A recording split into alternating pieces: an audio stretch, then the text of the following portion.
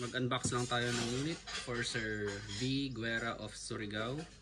Ang binili ni Sir is Wii CQB GBBR version 3. M4 ito. Plus gas and the BBs. So, saan natin? So, WE siya. Version 3, yan yung bago ngayon ng WE. And may kasama siyang wrench and allen na maliit. And then may kasama din siyang BB loader. One magazine and yung unit. So dito na yung magazine. So buksan lang natin.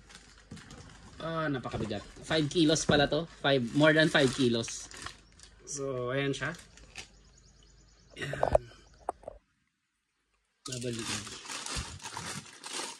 Adjustable buttstock. So,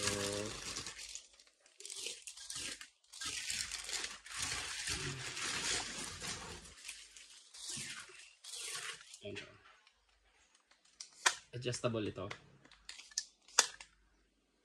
And ayan. Ito yung magazine niya.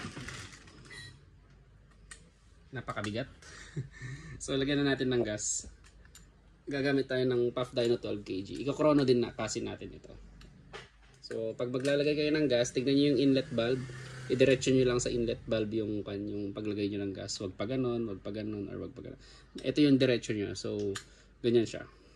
So lagyan natin 30 counts. 1, 2, 3, 4, 5, 6, 7, 8, 9, 10, 11, 12, 13, 14, 15, 16, 17, 18, 19, 20. Isa pa. 1, 2, 3, 4, 5, 6, 7, 8, 9, 10, 11, 12, 13, 14. So, okay na yan. And, ayan siya. So, yung itong switch na to is ginagamit ito kapag gusto mong mag-slide, mag-bolt lock yung unit kapag naubusan na ng bala. So, try natin. Lagay natin paharap mo kapag gusto mong mag-bolt lock. Tapos, ipalikod mo kapag ayaw mong mag-bolt lock. So, ayan. Lagyan natin ng BBs. So, ang paglagay ng BB is tanggalin nyo ito. And then, maglagay kayo ng BB dito. So, lagyan natin ng BB.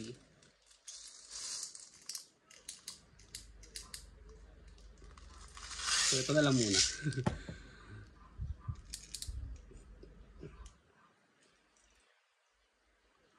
So, ayan.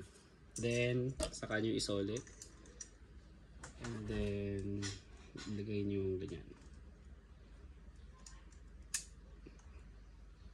Ayan. So, kapag nakalagay ng ganyan, saka nyo baba na ganun. So, ayan na. Nilagyan na ng bibis.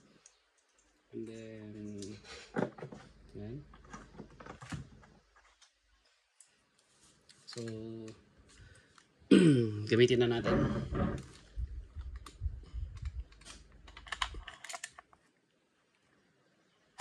So, ayan.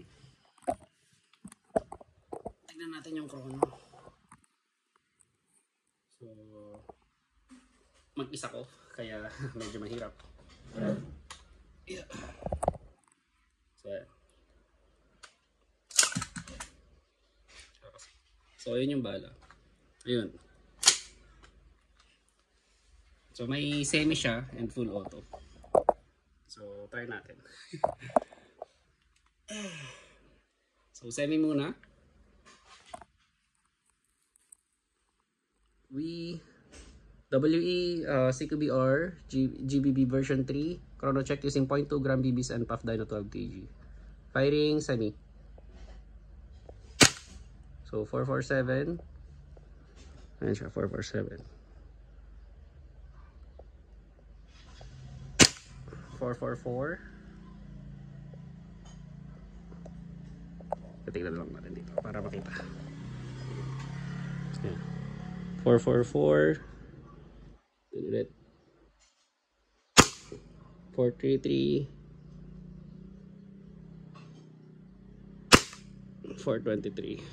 So i-full auto naman natin. Full auto. So ayan, sandali, hawakan ko lang. Full auto. Firing.